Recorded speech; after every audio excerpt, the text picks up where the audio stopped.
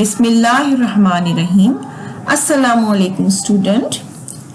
Today we will start the revision of chapter number 7, session number 2, page number 90-97. In this session we will do 2 questions and fill in the blanks. First we recall what we have studied in this chapter. We have learned about the force.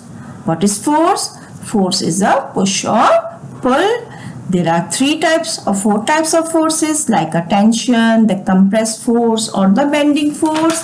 Force can change the direction of the moving object. Force can make the thing start to move. Force can stop an object moving.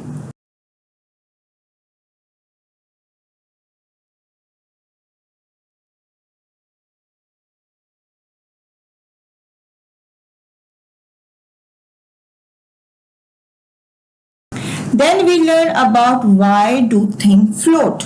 चीजें क्यों तैर रही होती हैं and why something is sink in the water.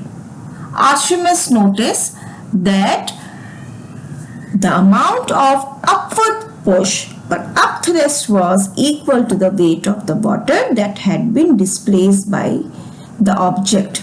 यानी अगर आप किसी चीज को पानी के अंदर डालते हैं तो जितना वाटर डिस्प्लेस होता है, अगर आप उस वाटर को वेट करें तो उतना ही वेट जो है नीचे से पानी उस वेट को पुश कर रहा होता है. अगर नीचे से पानी ऊपर की तरफ पुश करता है, this is known as the upthrust. इसके बाद हमने लास्ट सेशन में ग्रेविटी एंड वेट को पढ़ा था. What is the difference between the mass and weight? Weight जो है उसको हम मेजर करते हैं न्यूटन में, जबकि मास को हम मेजर करते हैं किलोग्राम में. जब मास को हम मल्टीप्लाई कर देंगे ग्रेविटी से तो वो उस चीज का वेट होगा. यानी अगर आप जमीन पे हो या मून पे हो, आपका मास बिल्कुल सेम रहेगा, लेकिन क्या चीज चेंज हो सकती है? Weight, because it's totally depend on the gravitational force. Resistance, बेटा अगर आप अपने किसी टेबल के ऊपर आप छोटा सा बॉल को पुश करें तो वो बॉल लुढ़कती जाती है और थोड़ी दूर जाके वो रुक जाती है. फुटबॉल को आप किक करते हैं तो वो थोड़ी दूर के बाद जाके रुक जाता है. ठीक है ना? आप अपने दोनों हाथों को रब करें तो आपको ऐसा फील होगा कि आपका हाथ आहिस्ता आहिस्ता गर्म हो रहा है.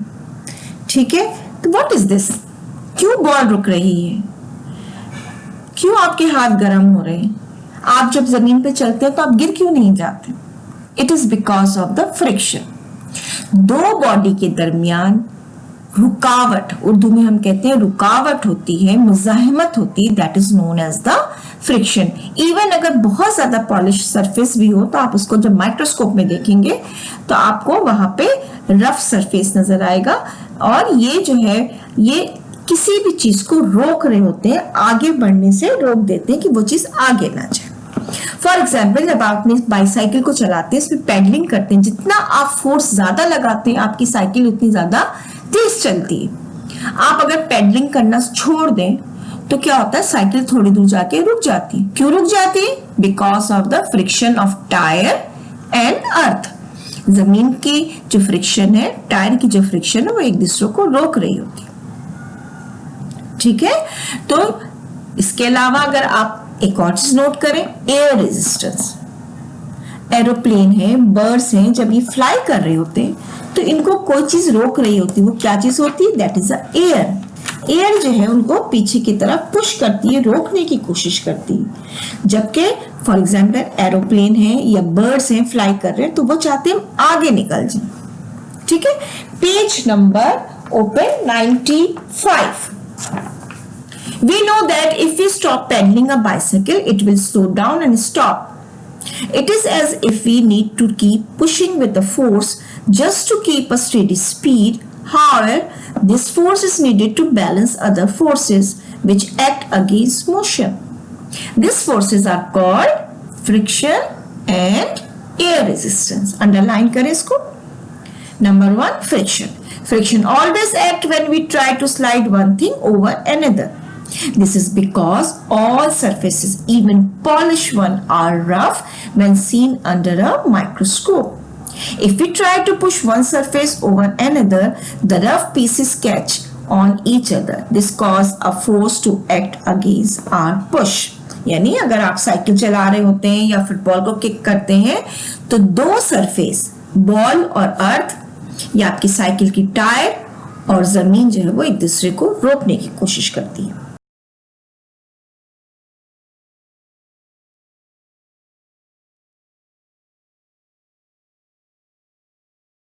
When we want thing to keep moving, friction is a nauseous because we have to use energy to overcome it. अच्छा, ये रेजिस्टेंस जो है ना वो हमारे लिए फायदेमंद भी है और हमारे लिए नुकसानदेह भी है. नुकसान किस तरह करता है? आप चाहते हैं कि आपकी साइकिल बहुत तेज चले, आप चाहते हैं कि आपने फुटबॉल को किक लगाए तो वो रुके नहीं, बहुत दूर आगे तक चले जाए, ठीक है ना. तो ये हमारे लिए थोड़ी सी मुश्किल कॉज करती है. अब आपकी अम्मी सिलाई मशीन चला रही हैं या बड़े बड़े फैक्ट्रीज में मशीनरी चल रही है, तो फ्रिक्शन की वजह से क्या होता है कि ये मशीनरी स्लो हो जाती है. मशीनरी के जो पुर्जे होते हैं वो घिसना शुरू हो जाते हैं. आपकी अम्मी साइकिल जो मशीन चला रही है वो उसमें से आवाज आनी शुरू होती है, कपड़ा जो है वो मुश्किल से चल रहा होता है. फिर क्या करते हैं हम? यस, वी अप्लाई ऑयल, है ना. अम्मी साइकिल मशीन में क्या डाल देती हैं? स्विंग मशीन में ऑयल डाल देती हैं. बड़ी बड़ी फैक्ट्रीज में ऑयल डाला जाता है. आपके अब्बू की जो गाड़ी है जब वो थोड़ी सी प्रॉब्लम करती है तो उसके अंदर हम क्या डलवाते हैं? लुब्रिकेंट कहते हैं. यस, लुब्रिकेंट डलवा के आते हैं. अब्बू कहते हैं ना कि मैं ऑयल लगवा के आया हूं गाड़ी में. आपकी साइकिल बहुत स्लो चल रही तो आप उसके बिल्कुल टायर की जहां पे जॉइंट्स होते हैं वहां पे आप क्या लगा देते हैं? जी, ग्रीस लगा देते, ऑयल लगा देते. तो यहाँ पे हमने एक वर्ड सीखा, लुब्रिकेंट. लुब्रिकेंट कहते हैं ऑयल को या चिकनाई को जो हम किसी भी मशीनरी में से रेजिस्टेंस को कम करने के इस्तेमाल करें. ठीक है, जैसे आप लोग भी शरारतों में ऐसा करते हो ना, जमीन में पाउडर डाल के और उसके ऊपर चलते हैं तो आप स्लिप हो जाते हैं. कैरम बोर्ड खेलते हैं तो कैरम बोर्ड पे हम पाउडर डालते हैं. किस चीज को हमने ओवरकम किया? किस चीज को हमने कम कर लिया? रेजिस्टेंस को. Page number 96, air resistance. The air is made up of gases. The molecule in these gases bump into moving object, causing a force. Air resistance to act against the motion. At low speed, this is only a small force. At high speed, it's become a much larger. Air resistance can be reduced by using shape which let the air slip past more easily. This is called the streamlining. Aeroplane, birds, fish, boat, ship, इनके सबके shape को आप याद कीजिए. जी, सब आगे से pointed होते हैं और सेंटर में से थोड़े से उभरे हुए होते हैं. ठीक है ना, खास शेप होती है. इसे हम कहते हैं स्ट्रीमलाइनिंग. हवा की जो रुकावट है, एयर रेजिस्टेंस को कम करने के लिए ये शेप बनाया जाता है, क्योंकि जब हम कोई चीज उड़ रही होती है, बर्ड्स उड़ रही हो या एरोप्लेन उड़ रही हो, तो उस वक्त एयर जो है उसको रोकने की कोशिश करती है. इसको हम कहते हैं air resistance. Question number 8A, what is friction? Question number 8B, give 3 examples of surface that are produce high friction and produce low friction. ये आपको पेज नंबर 96 पे क्वेश्चन भी मिल जाएगा. Answer, the force that is produced when two surfaces rub against each other. B part, number 1, produce high friction. Wood है, rubber है, sand and concrete जो है वो high friction produce करते हैं. Number 2 heading डालिएगा, produces low friction. Water, oil and ice. बेटा इंटरलीफ page पे आप हाई फ्रिक्शन वुड की डायग्राम बनाइए, सैंड की डायग्राम बनाइए और कंक्रीट या रोड, सड़क की डायग्राम बना दीजिए. जबकि लो फ्रिक्शन के लिए आप ऑयल, आइस एंड वाटर की डायग्राम बना सकते हैं. Question number 9, explain what is meant by the air resistance. B part, describe how air resistance can be overcome. Part A answer, the molecules of gases in air bump into moving object causing a force which is called the air resistance.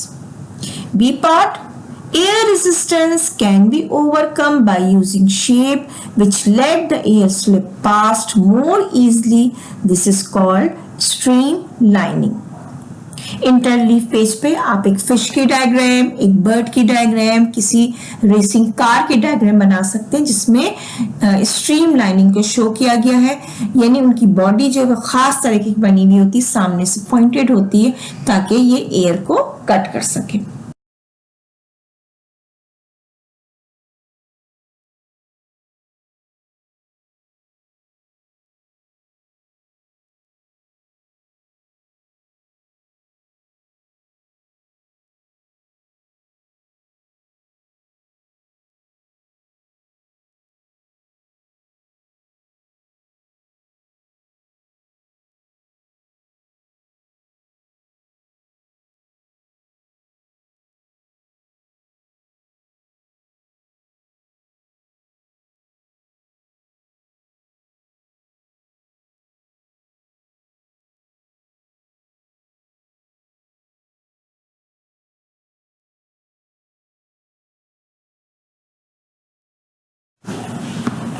Fill in the blanks. Students, do in your copy because these fill in the blanks are not in your book. आप इसको copy में कर लीजिए, अगर आपके पास नहीं है तो दोबारा कर लीजिए क्योंकि ये आपके बुक में नहीं है। Fill in the blanks. Number 1, a dash is a push or pull. Very easy. Force is a push or pull. Number 2, force can be measured by a dash. Yes. Force can be measured by force meter. All masses attract each other. This attraction is called gravity. Next, number 4 is very easy. Density is equal to mass over volume. यानी mass को divide करेंगे volume से. Rubber is elastic material. Rubber is elastic material. Streamlining reduce friction. Bicycle brake uses friction to stop it. Student, please learn all question answer and exercise for upcoming test. आप question answer copies पे कीजिए, इसको school में submit करवाइए ताकि हम आपको marks दे सके।